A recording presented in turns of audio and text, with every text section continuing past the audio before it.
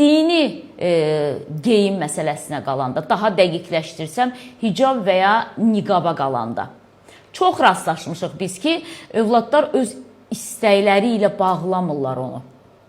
Ata dinin yolunu tutub ananı məcbur edir və ya ananın özü keçir o hicaba, niqaba və keçdiyinə görə də ata dinin yolundadır deyə və 13 yaşından da səhv eləmirəmsə qızlar, yoxsa 9 yaşından və övladını da məcbur edir.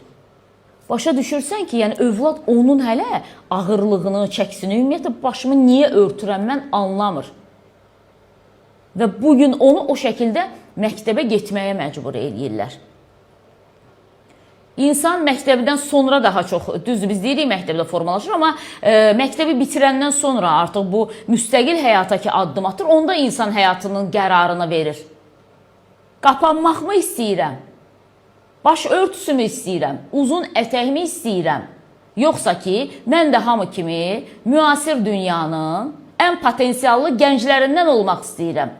Baş örtümlə qapanıb öz gələcəyimi əngəlləmək istəmirəm. Yəni ona görə də, bəli, bunların hamısı təbliğat vasitəsidir, hamısı. Bugün məktəbə gələn sırqalı oğlan da onun təbliğatını eləyir. Bəlkə də kimsə bunu anlamır, amma təbliğatını eləyir.